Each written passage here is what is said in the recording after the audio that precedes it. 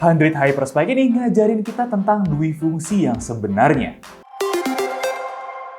Halo guys, Dimas di sini dan kali ini gue lumayan excited nih karena ada sepatu yang judulnya court shoes. Dimana kalau kita tanya AI, ternyata court shoes ini adalah sepatu yang didesain untuk olahraga lapangan. Jadi dia ini bukan single fungsi, tapi bisa dui fungsi, trifungsi, bahkan lebih dari itu. Karena definisi court shoes adalah sepatunya bisa dipakai untuk olahraga lapangan. Dan olahraga lapangan kan sebenarnya banyak ya, ada tenis, ada bulu tangkis, basket, dan volley.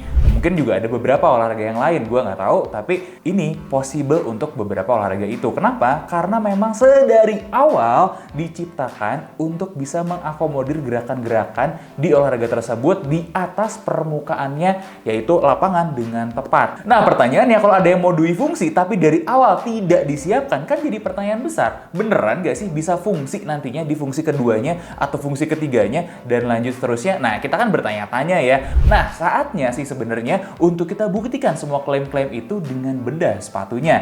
Nah, tapi sebelum mulai, banyak di antara kalian yang bilang ini sepatunya mirip dengan Netburner Ballistic, yang itu adalah sepatu volley dari Asics. Sedangkan sepatu ini dari Hendrit, dia klaim ini adalah sepatu badminton. Nah, sudah kelihatan ya bedanya di sini. Jadi pertanyaannya, bener gak sih klaim tersebut? Nah, gue akan breakdown satu persatu karena ini akan jadi pembahasan yang sangat menarik. Teman-teman jangan di skip, gue akan coba bahas sesingkat-singkatnya dari sepadat-padatnya. Jadi langsung aja kali ya kita gas bedah sepatunya.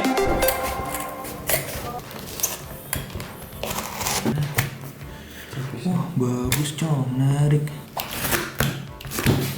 Dan ini dia 100 Hyperspike.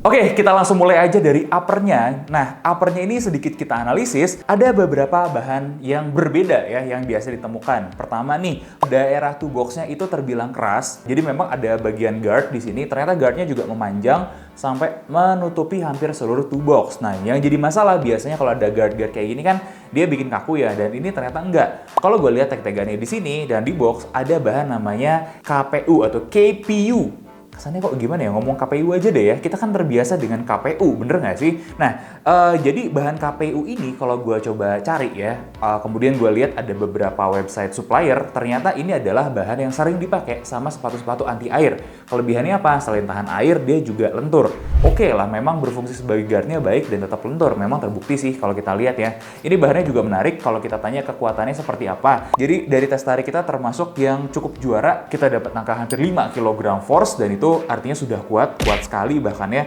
Menurut gue kurang make sense sebenarnya kalau buat sepatu badminton, tapi untuk sepatu volley misalkan atau basket misalkan, menurut gue ini lebih make sense. Dimana kalau di volley atau di basket kita lebih sering ya lihat yang bagian depannya itu lebih kuat, lebih tahan lama ya, seperti sepatu ini. Nah, ngomong-ngomong, seperti ini akan mencegah cepat jebol karena sering ditekuk juga. Kita belum bisa pastikan karena intensitas pemakaiannya belum segitu kuat, makanya kita coba Dremel dulu aja.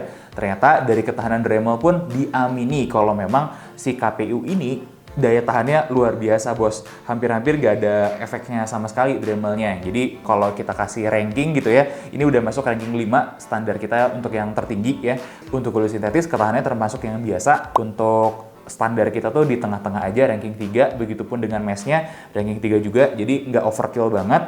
Nah, kalau kita ngomongin bagian dalam, liningnya ini yang paling lemah di antara semua. Ketahanan itu cuman kita kasih ranking 1 karena di detik 8 dia jebol. Oh ya, sedikit detail, material KPU ini itu ngebungkus mesh di dalamnya. Jadi kalau kita perhatikan lebih dalam, jadi ada selapis tipis mesh, kemudian ada lapisan ya kayak foam gitu ya, ini langsung ke liningnya. Gua sih tidak terlalu mempermasalahkan karena memang ada sih sepatu-sepatu kayak gini, bahkan basket pun ada yang melakukan kayak gini dan panas iya. Di material ya, kita berikan rating 8 dari 10. Mumpuni nggak untuk 4 olahraga court yang tadi disebutkan? Menurut gue mumpuni. Jadi untuk tenis ya masih mumpuni jelas ya. Untuk bulu tangkis mungkin lebih enak kalau tipis, tapi ini masih bisa. basket dan volley pun gue mengamini ya teman-teman ya. Tapi kalau ada pendapat lain silakan nggak apa-apa, karena gue masih mempelajari tenis, basket, dan badminton ya. By the way, itu adalah 4 segmen yang nanti akan kita mulai sering bahas di tahun 2025 ini untuk sepatunya. Stay tune terus aja. Next, kita akan ngomongin midsole. Nah, midsole ini adalah hal yang paling menarik dari Handrit biasanya guys. Midsole dan insole maksud gue ya. Jadi insole-nya ini tuh mungkin nggak terlalu spesial. Dia bahkan cenderungnya nggak terlalu empuk. Cukup aja. Dia kalau kita lihat durometernya adalah 24,5 HA. Nah, midsole-nya sendiri ini karakternya sebenarnya lebih dekat ke EVA ya, tapi dia lebih empuk daripada banyak EVA yang lain. Di durometer itu 23,5 HA. Jadi bedanya tipis sebenarnya sama insole-nya. Tapi jangan berpikir kalian akan sakit kalau mendarat di sepatu ini karena ada foam yang empuk banget di bagian belakang ini. Nah, ini tujuannya sebagai peredam shock yang ternyata cukup baik kalau kita tes ya. Untuk tes durometer kita ada di angka 6. Jadi bener-bener empuk banget. Nanti gue akan cerita logiknya si sepatu ini seperti apa di kenyamanan dan performa ya. Oke, kita lanjut ngomongin outsole, karena outsole-nya ini tuh sepertinya akan badak ya, karena kita pegang itu kuat. Ternyata kalau dari segi durometer memang lumayan keras, 63,5 HA.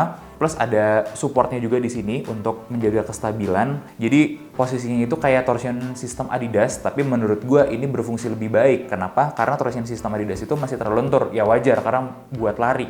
Nah ini karena mungkin buat olahraga yang court gitu ya, dibikin lebih kaku. Ini ternyata cukup menarik dari segi ketahanan ya.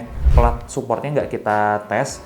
Yang kita tes di sini itu material rubbernya, di mana rubbernya ini punya ketahanan yang oke dengan cuman berkurang 1,1 mm. Bukan yang tinggi banget, tapi sebenarnya udah mepet-mepet nih, agak tinggi. Makanya untuk rating sole-nya kita berikan angka 8 dari 10. Nah, artinya rata-rata untuk material sebenarnya dia udah bagus nih, 8. Nah, tapi apakah 8 ini bagus atau enggak? Nah, kalau kalian ingat, mungkin beberapa sepatu-sepatu lain yang khusus gitu ya, misalnya kayak Bismax kemarin untuk bulu tangkis, atau juga kita lebih sering bahas sepatu lari sebelum-sebelumnya, selalu yang dikhususkan untuk satu olahraga tertentu, poinnya itu bisa lebih gede daripada seharusnya.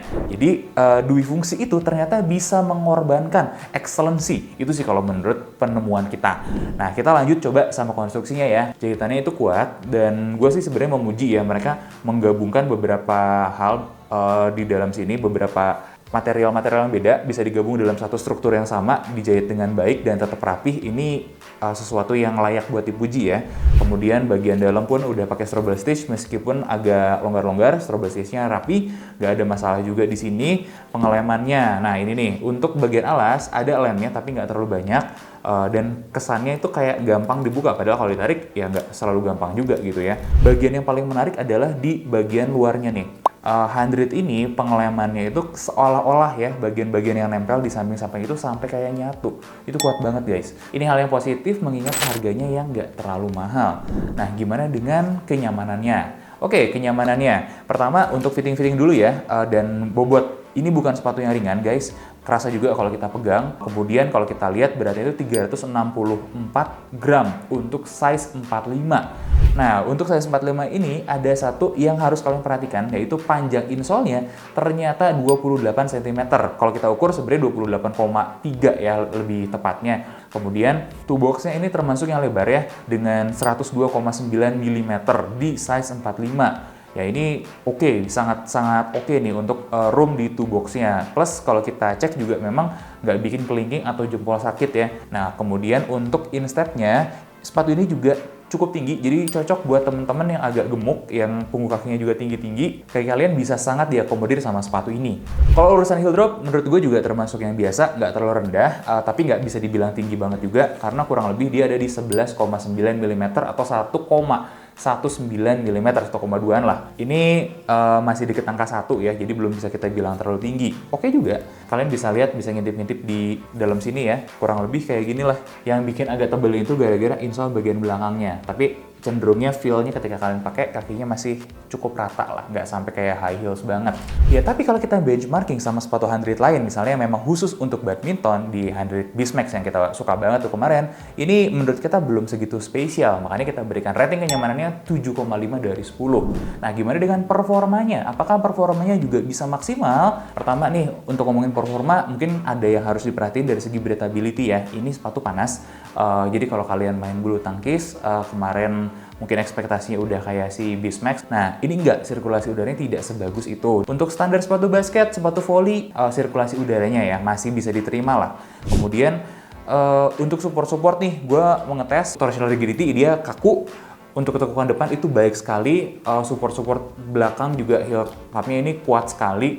Jadi kalau kalian bergerak nih, lompat-lompat gitu ya, ini nggak ada masalah sama sekali. Nggak ada gangguan gimana-gimana banget, dan bahkan ternyata ya, ini bagian toe box yang diperkuat kayak gini, kalau kalian harus ngerem nyamping gitu, dan kemudian kalau di sepatu-sepatu yang nggak terlalu mahal, biasanya jebol karena bahannya mesh atau kain yang nggak bisa nahan force-nya gitu dari kalian. Nah ini ternyata enggak, karena bahan yang atas ini cukup memperkuat dan menahan. Nah ini kalau ada pendapat lain, feel free aja ya buat menyanggah gue ya, tapi ini setidaknya temuan tester-tester kita di lapangan. Jangka panjangnya bisa aja gue salah, makanya kita nanti akan update pemakaian jangka panjang, plus saat ini kita baru ngetes untuk 2 olahraga, baru di volley dan bulu tangkis. Nah, kalau untuk olahraga yang lain, terkhususnya mungkin tenis ya, kita belum ada kesempatan buat ngetes ini.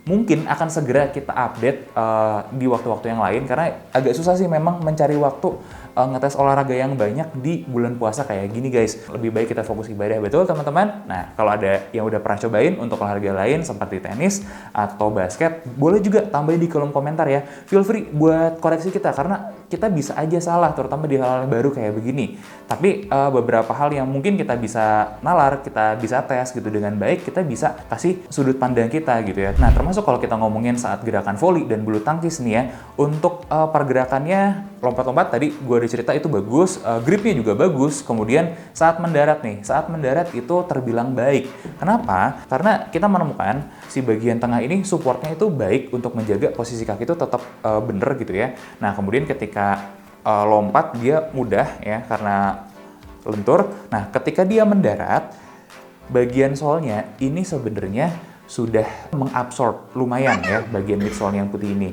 Tapi selalu lebih baik kalau ada ekstra teknologi. Nah, ini mengingatkan pada Bismax kemarin yang mendaratnya juga bagus karena memang teknologinya sama ya. Ada busa lagi tambahan di sini yang empuk banget, dan inilah yang jadi shock absorber utamanya ketika kalian landing, terutama pas bagian heelnya landing. Ini kerasa banget sih rasa empuknya, dan impact-nya itu jadi nggak terlalu keras, bisa keabsorb dengan baik. Apalagi si insole-nya ini tuh cukup empuk, nggak lebay empuknya. Dia bisa juga kasih kalian cushion ekstra gitu ketika mendarat, karena kan selain absorb shock dari impact-nya saat mendarat, kaki kalian juga butuh dikasih cushion biar pendaratannya lebih mulus gitu kan ya. Nah, gue masih agak terbata-bata menjelaskannya, tapi gue harap kalian mengerti lah maksud gue, karena kita tes itu ini pendaratannya cukup baik ya teman-teman ya, dibandingkan dengan Bismax kemarin. Menurut kita sih sebenarnya relatif sama, nggak terlalu jauh berbeda. Bedanya ya sebenarnya di bobotnya ini lebih berat gitu kan. Mungkin teman-teman yang biasa main badminton lebih paham lah apa yang kita maksudkan tentang pendaratan, feel pendaratan yang enak dan baik ini. Nah, tapi itu adalah kekurangan dan keterbatasan gue dalam membahas sepatu seperti ini. Gue memang masih harus banyak belajar kok. Tapi feel free aja ya buat kasih masukan. Gue tidak anti kritik kok. Apalagi mau sok tahu gitu ya, sampai bikin rapat diem-diem yang nggak ketahuan dari publik, itu enggak. Gue nggak sampai kayak gitu kok. Yang jelas dari beberapa tes kita seperti itu. Nah, tadi ada pembahasan tentang grip. Kita gripnya di lapangan dan di lantai licin itu bagus. Dan kabar baiknya, kalaupun kalian harus main di permukaan lapangan yang basah, ini gripnya juga bagus. Yeay!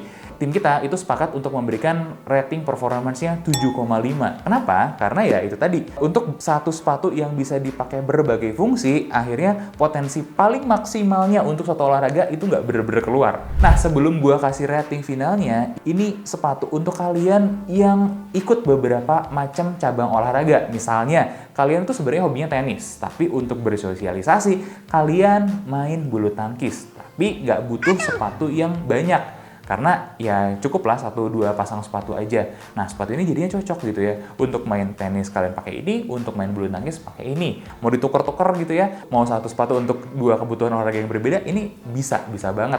Meskipun ya tadi ya, dui fungsi itu tidak menjaminkan excellency dalam setiap fungsinya. Setidaknya sih untuk fungsi pertahanannya itu tetap bagus. Jadi ini adalah sesuatu yang kita lihat sebenarnya hal yang tetap positif aja kok kalau kita bisa gunakan dengan bijak. Tapi kalau kalian nggak jago dan nggak bijak, lebih baik tidak melakukannya. Untungnya, Handrit ini menurut kita eksekusinya masih sangat oke ya, masih bagus, dan ini good deal sih sebenarnya untuk di harga terjangkau ya, harga segini ya kita bisa berikan rating 7,75.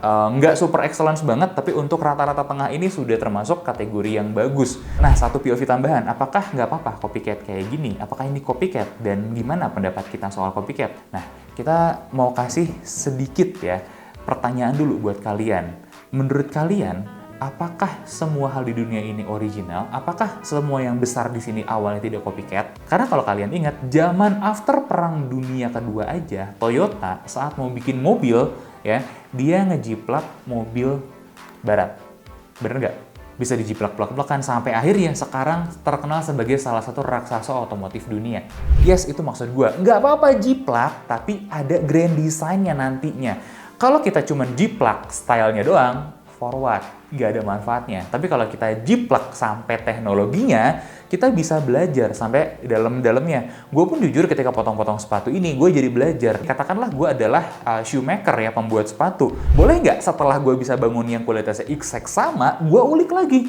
Gue ulik pelan-pelan nih, oh boleh nggak nanti midsole-nya gue ganti nih materialnya, gue modifikasi nih materialnya. Ya itu sebetulnya terlihat banget sih dilakukan oleh Handrit dengan menggunakan bagian ini nih, yang kuning-kuning di sini, support di midsole-nya itu khasnya Handrit ya, bukan dari ala-ala brand lain, enggak. Dan mungkin nggak sih brand-brand sepatu melakukan hal yang kayak gitu? Sangat mungkin sekali. Biar apa ya? Biar mereka tumbuh. Jadi sebenarnya nggak apa-apa juga. Nah, berarti PR selanjutnya dari Handrit adalah mendevelop mau ke arah mana angkatan-angkatan sepatu ini selanjutnya. Karena gue yakin pasti Handrit punya data-data tersendiri tentang seperti apa karakter sepatu mereka seharusnya nanti. Oke, itu aja dari gue. Kalian setuju nggak dengan dui fungsi atau bahkan trifungsi dari sebuah sepatu? Tentunya ya, maksud gue. Coba komen di bawah dan sampai ketemu di bedah sepatu selanjutnya.